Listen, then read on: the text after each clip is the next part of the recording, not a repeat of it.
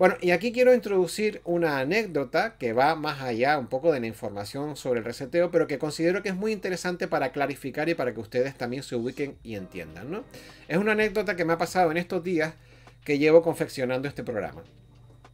Andaba yo en una reunión internacional por videoconferencia de nuestra plataforma ACES con varios compañeros de la coordinación del proyecto Sociedad 3.0 que estamos desarrollando en la actualidad. Y estábamos hablando de temas de contenido y de infraestructura, cuando en un momento determinado estábamos hablando de posibles aspectos de financiación o modalidades o formas relacionadas con la financiación del mismo. Entonces recordé que una de las compañeras coordinadoras de Latinoamérica había trabajado redactando proyectos para presentar a la ONU con la intención de gestionar subvenciones para grandes proyectos en su país. Cuando le pregunté así por encima las características de estos fondos y las posibilidades de ACES para poder acceder a ellas, su respuesta fue que suelen tener, como era y cabía de esperar, que suelen tener unas condiciones muy restrictivas para el acceso que solo pueden alcanzar determinadas fundaciones o plataformas. Y curiosamente, una de ellas, que ella decía que suelen aparecer muy a menudo y que bloquea el acceso a muchos aspirantes, es precisamente haber gestionado con anterioridad proyectos de montos similares a los que se solicitan. Y aquí me quedé un poco como patinando, ¿no? Es decir, que para afrontar proyectos millonarios tienes que demostrar que ya has tenido la experiencia de haber gestionado proyectos millonarios, obviamente. Y claro, como siempre, esto, si ustedes quieren, lo podemos interpretar o ver de dos maneras, y las dos pueden tener su parte de razón, porque ya habrá mucha gente aquí que le esté dando al coco y diga, ah, claro, pues así es imposible entrar. Bueno, pues se puede evidentemente interpretar de dos maneras y tienen razón. La primera es la de tener el diseño de un sistema de participación que es un círculo vicioso cerrado. Es decir, aquí están diciendo, bueno, es que entonces así es imposible entrar al reseteo y a los millones. Bien, esta es la primera forma de interpretarlo, ¿no? Este círculo vicioso y cerrado en el que solo tienen cabida los grandes como las fundaciones de Bill Gates, las organizaciones políticas o gubernamentales, nacionales o internacionales, etc. Y la otra, la forma de interpretarlo de manera positiva, porque la anterior es la negativa, obviamente, es que tienen cierta lógica que no deriven programas de 700 o de 1000 millones de dólares al primero que pase por allí y no demuestre que su organización tiene algún prestigio o experiencia evidentemente, en gestionar fondos de ese tamaño para grandes proyectos. Y es aquí donde esta anécdota conecta con la información de IndiaEco y la manera de enfocar su infraestructura y su plataforma. Esta información que se dio en otro ámbito, hablando en el ámbito de esta reunión de ACE, en un ámbito en el que evidentemente no tenía nada que ver ni con las informaciones de IndiaEco, ni con el reseteo, ni con nada, de repente pues a mí me cuadraron y me hicieron reflexionar indirectamente sobre la metodología y la infraestructura que él dice estar montando. ¿Le da esto entonces la razón absoluta sobre el conocimiento del reseteo? Pues supongo que no. Pero me da esto a mí personalmente, y como este vídeo es una reflexión personal mía, me da esto a mí motivos para reflexionar sobre qué es lo que él está haciendo. Pues sí, me da motivos para reflexionar. No sé si tendrá razón o no, pero algunas cosas cuadran. Bien, y yo digo, ahora que les he explicado algunas cosas a ustedes, ¿les empieza a cuadrar algo o no? Independientemente de que yo no animo a nadie a que invierta en el tema de IndiaEco.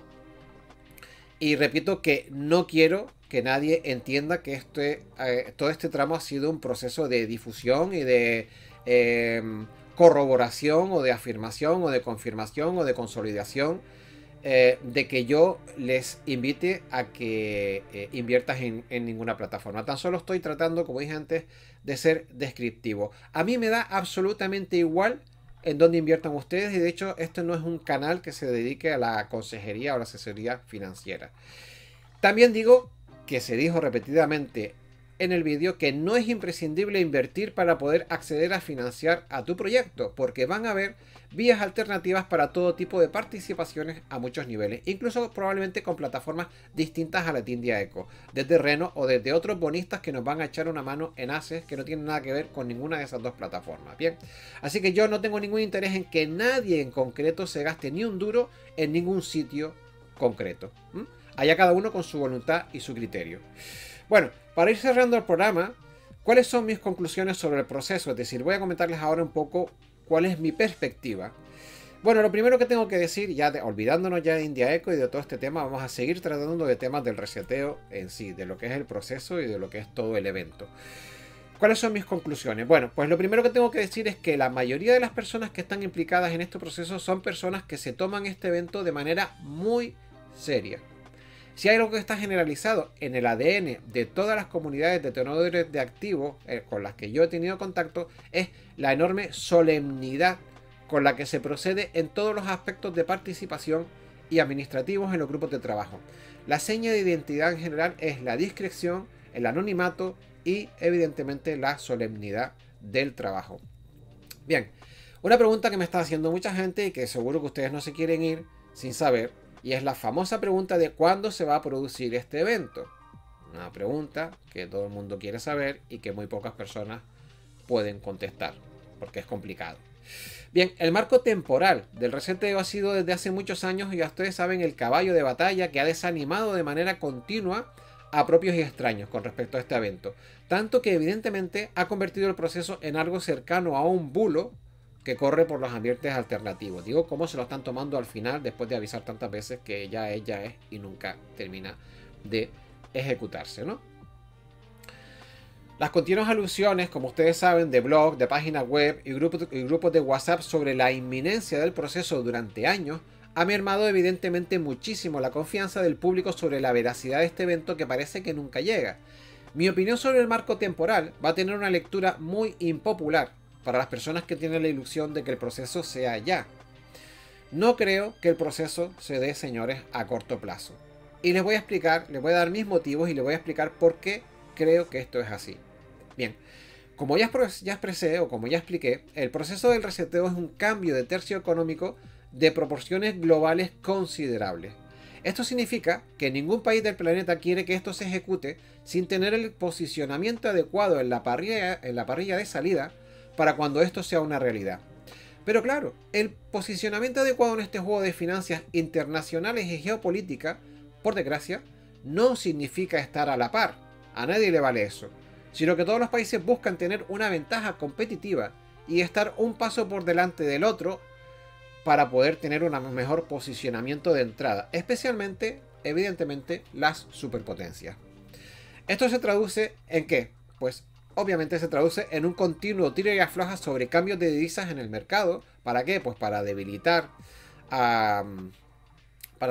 al contrario, ¿no? La posición de la otra superpotencia, pero también se traduce en bloqueos comerciales, en el intervencionismo del mercado con aranceles, etc. Bien, en este sentido de posicionamiento, Estados Unidos, que evidentemente es una de las figuras preponderantes que tenga que dar el visto bueno para este reseteo, viene de un proceso de desmantelamiento industrial y el traslado de su producción, de la mayoría de sus empresas de su producción a Asia, que lo ha dejado con un tejido industrial muy tocado y muy delimitado, cosa que está tratando de recuperar su actual gobierno. Y de ahí las medidas proteccionistas a su manufactura interior. Bien, vamos a hablar ahora de Trump. Evidentemente Trump no va a permitir que el proceso se inicie, el proceso del reseteo, si su país va a estar en desventaja competitiva con respecto a las industrias internacionales de otros países. Y es por ello que avanza arrastrando los pies respecto al reseteo y ha recibido ya varios toques desde las familias chinas que están muy cabreadas por todos estos retrasos. Esto lo hemos estado viendo en otros vídeos y en otros canales también. Bien, además interviene otro factor que abunda en estos argumentos y se refiere al supuesto proceso de valorización o de evaluación del potencial de un país en referencia al futuro sistema de gestión bancaria, el famoso QFS. ¿Qué es el QFS? Ya sabemos todos que es el Quantum Financial System. Bien, ya hemos hablado en otros programas de este sistema del QFS y hemos dicho que el QFS valorará el potencial económico de un país, aparte de por lo obvio, es decir, por sus reservas de metales preciosos, oro, plata y también recursos naturales como diamantes, etcétera. También por sus recursos naturales, por el agua que tenga a disposición, por los tipos de superficie agrícola, acuíferos, etc. ¿no? Todo esto se pondera y se le da un valor al país. Pero también evidentemente se le va a evaluar por su capacidad industrial, que es lo que realmente enriquece a un país porque genera empleo y crea riqueza económica. Bien, a Trump le ha tocado en esta época bailar con la más fea, ¿Por qué lo digo? Porque le ha tocado actualizar el tejido empresarial estadounidense, que ha sido destruido en los últimos años, y volver a colocar a los Estados Unidos en el mapa mundial como lo fue en sus tiempos dorados. De ahí que el lema de su campaña sea Make America Great Again, es decir, hagamos a América grande otra vez. Y de ahí su enemistad con el globalismo. ¿Por qué con el globalismo? Porque el globalismo es la filosofía que ayuda a externalizar la fabricación de productos fuera de un país, generando empleo y riqueza en el extranjero, pero destruyendo obviamente empleo y puestos de trabajo en casa, lo cual produce paro y produce la denigración de la economía de las familias de ese país. Bien, otros aspectos relacionados con Estados Unidos y que pueden retrasar el reseteo es, curiosamente, y esto ya lo han hablado también otros canales y lo ha hablado también India Eco, es la proximidad de las próximas elecciones generales. ¿Y esto por qué? Pues porque toca multitud de aspectos. Si bien la proximidad de las elecciones podría ser, eso es lo que yo pensaba, motivo de regocijo para apresurar las miles de detenciones selladas y así exponer al cabal antes de las próximas elecciones con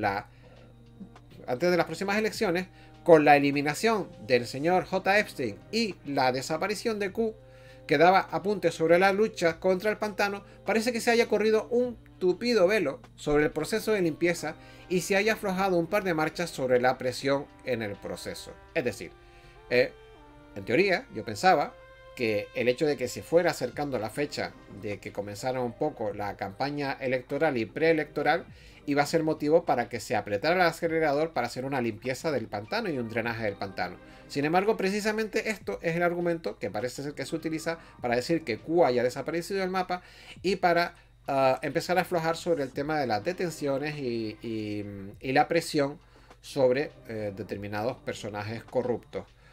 Por mi parte no lo entiendo, o sea, entiendo el argumento que utilizan, pero no sé si es el más apropiado.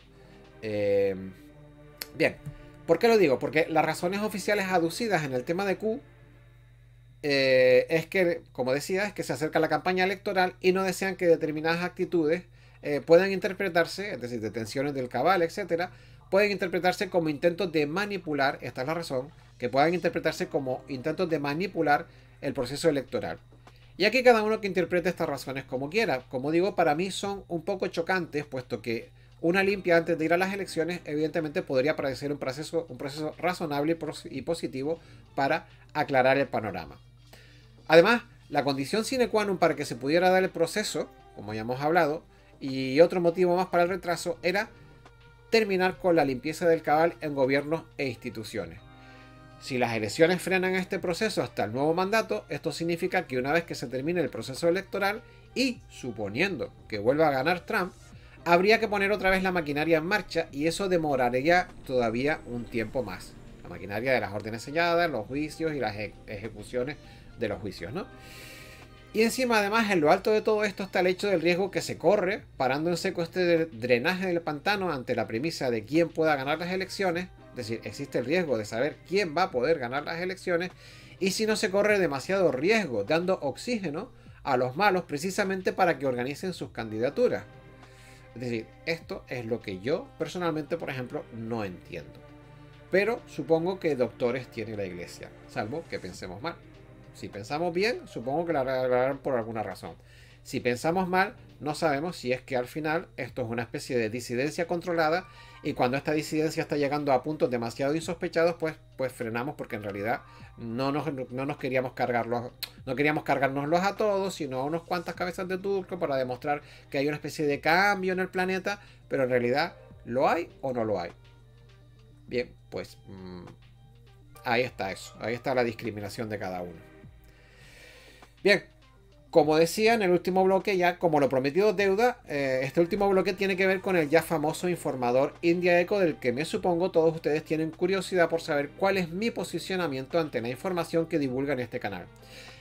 Entiendo que en lo concerniente a la información general que divulga, los espectadores del canal no tengan mucho problema y que lo que verdaderamente genera polémica es la difusión de su sistema de inversión y de participación en su plataforma.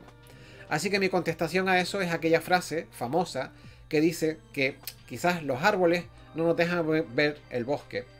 O aquella otra de Confucio que decía que mientras el sabio apunta a la luna, los necios muchas veces miran el dedo.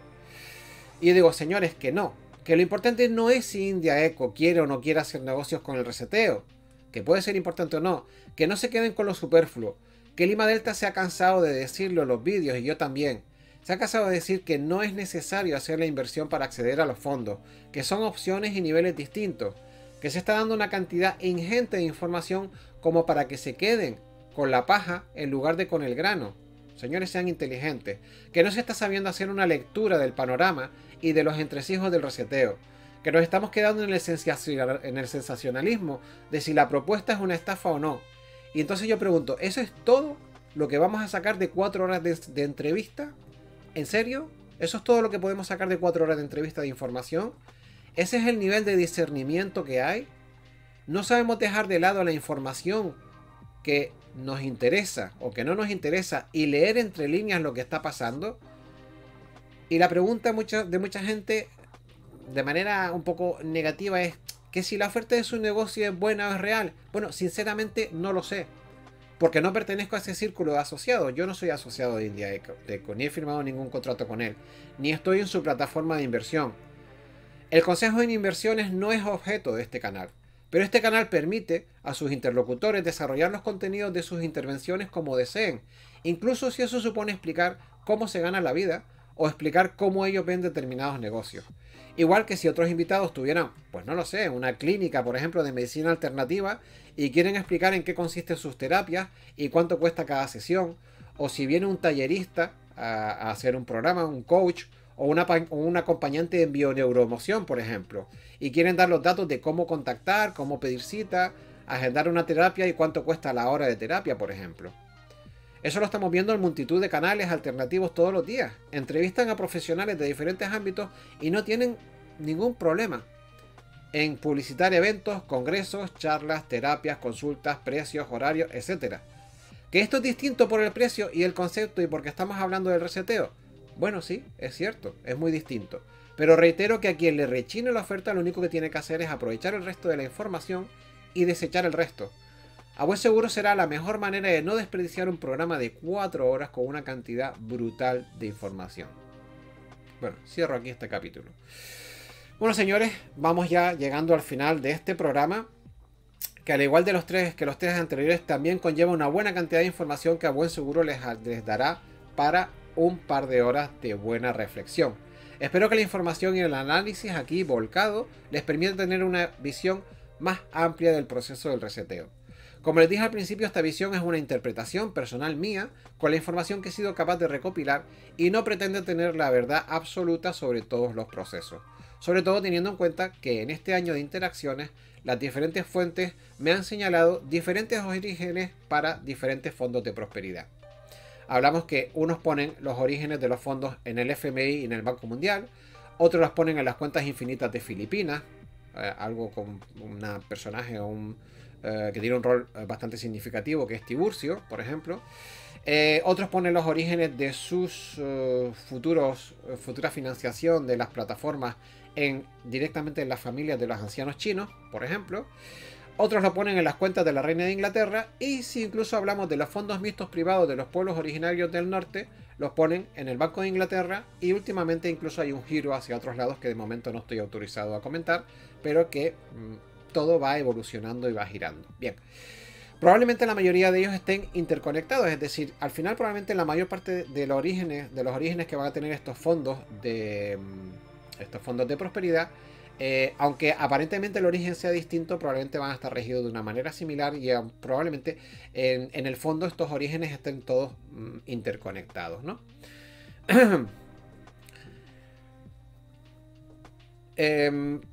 Pero bueno, en el fondo tampoco sabemos hasta dónde llega o la profundidad que tiene la madriguera del conejo y hasta qué niveles de los que todavía no hemos escuchado, pues llega o podría llegar todo tipo de información, incluso información que evidentemente todavía no tenemos, ¿no?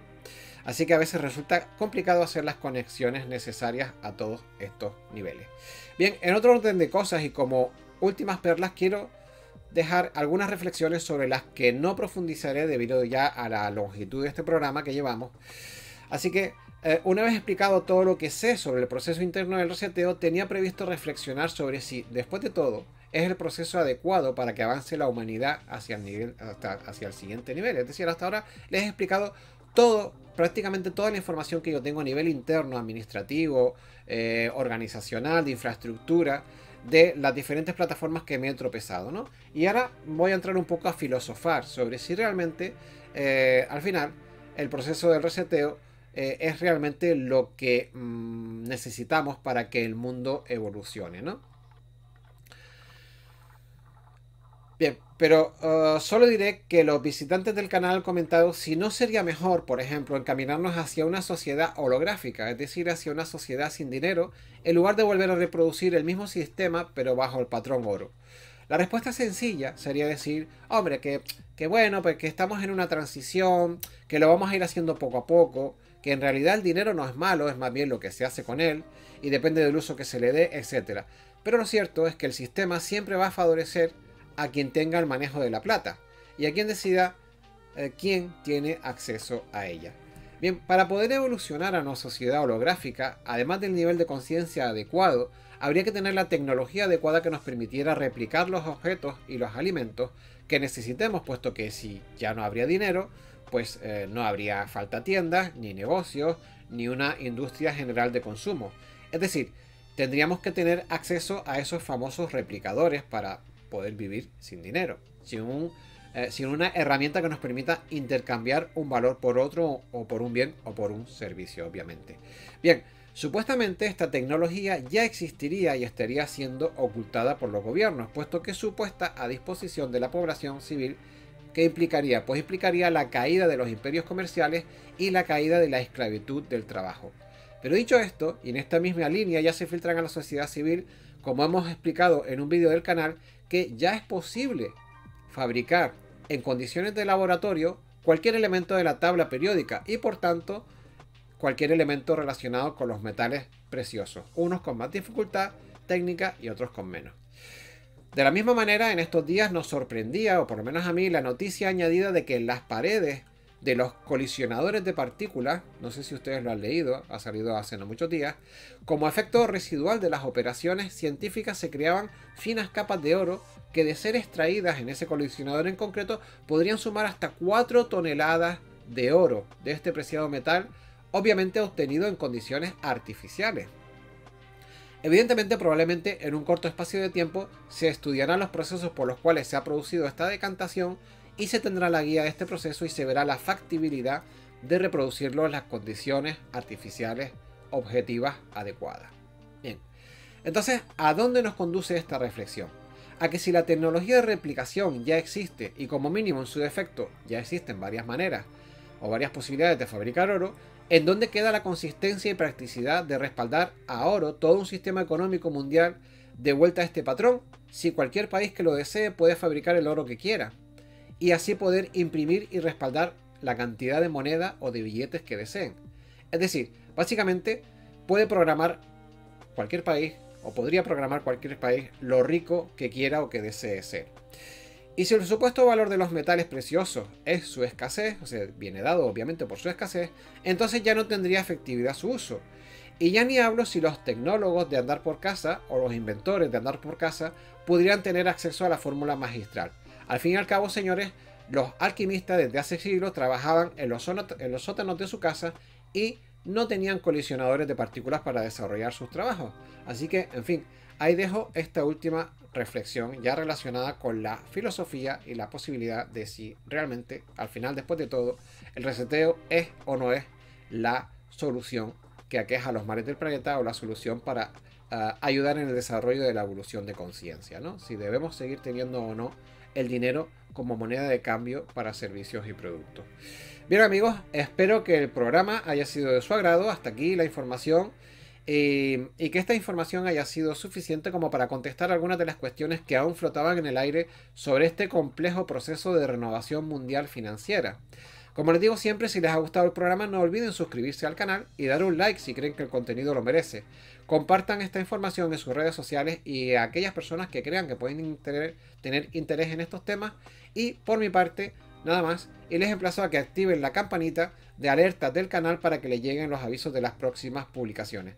Como siempre les digo, señores, señoras, caballeros, caballeras, como dicen aquí en Canarias, Un fuerte abrazo y sean muy felices. Hasta el próximo video programa. Chao.